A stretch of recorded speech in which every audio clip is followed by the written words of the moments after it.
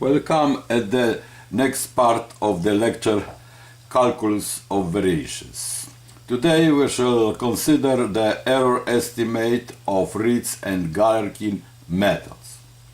Let us assume that the operator L is positive definite in the Hilbert space capital H. This is the general assumption we work in the course.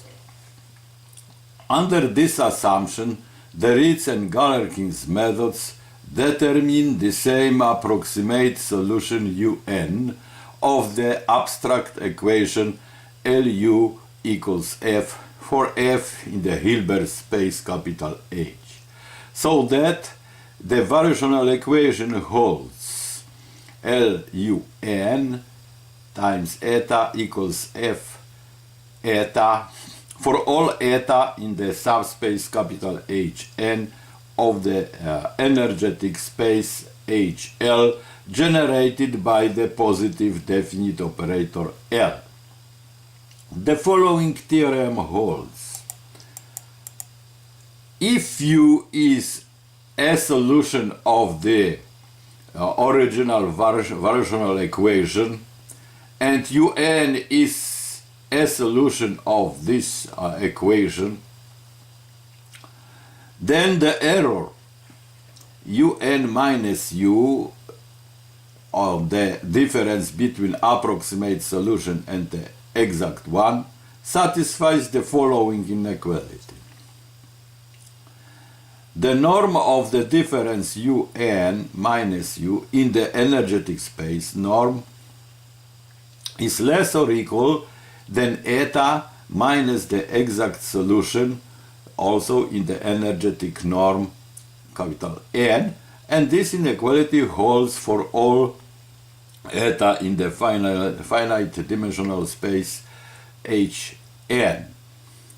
This inequality implies the following relation: that minimum of the right hand side for all eta in the subspace Hn is at the approximate solution Un when eta equals Un. Let us explain what this error estimate means. Then, because the inequality holds for all eta, then it holds for the interpolating polynomial to the exact solution U. This interpolating polynomial, for the interpolation, we know the error estimate, not even calculated the polynomial, interpolating polynomial. We know by the theorem of interpolation that U can be approximated with certain error. In the case of splines, linear splines, it will be on the level h square. In the space of cubic splines, in the level h to power 4, even with some positive coefficient. So this inequality gives us error estimate of the Ritz approximation UN, and by the interpolation, by the approximation of the exact solution. Good. Let us prove the theorem. First, let us observe that we can write the functional, which under consideration has the form in the Hilbert space L eta U eta equals my 2F eta for all eta in the energetic space HL. This functional we can express in terms of the norm, in terms of the inner product of the energetic space. This original formula for the functional under consideration is in the Hilbert space capital H. Then the same we can express in the energetic space in terms of the inner product U L. Namely, below we show that this very operator can be written in the form of the inner product in the energetic space. This inner product for all eta in the inner energetic space, capital HL. Indeed,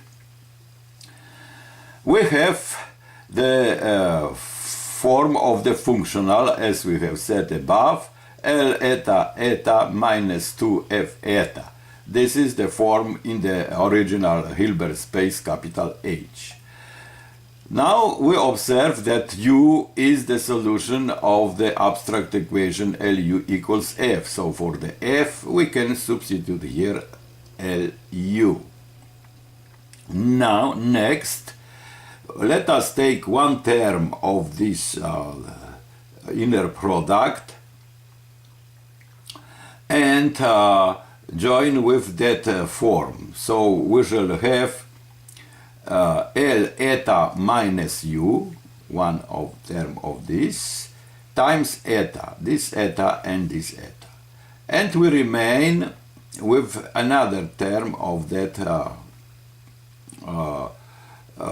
component, and we add LU U and subtract LU U. This trivial manipulation for the next step of the justification. Okay, now next step we shall take this term and this term together.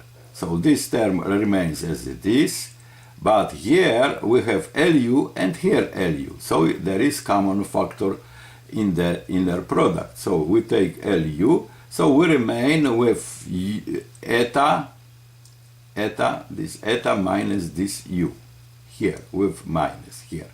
And we remain also with that term. Good, that is clear. Now we know that L is positive definite operator. That means also symmetric. So we can move L from U on that difference eta minus U. And we shall come to that term. L eta minus U, U. And that term again we write here.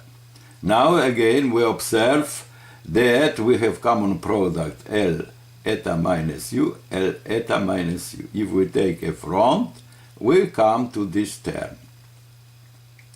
So this term is the inner product in the energetic space HL, which generates, of course, the norm. So that term is also the inner product in the energetic space with this capital L. Hence, we find minimum of that very functional is minimum of this over the eta. Eta is to be changed, but this term is fixed. We can manipulate only with eta to get minimum of the expression. So this minimum, as we have observed, is at the point when eta is the approximate solution UN. So we have this minimum equals the inner product minus this, which is the value of the functional, as we have said, the value of the functional and the approximate solution. Good. So we observe that effect again here. So from this inequality we find that minimum, this is the square of the norm under the minimum operation, but of course this is minimum of the norm, is equal this term, because this term and this will cancel. So we have the proof of the theorem, because from this minimum, if it is minimum for all eta, that means that this term is less or equal than eta minus U in the L norm. This inequality holds for all eta. It's okay. This is the proof of the theorem. So this text in the PDF format will be on the internet page, free available for everybody. Also, the other lectures also are on the internet page. Thank you.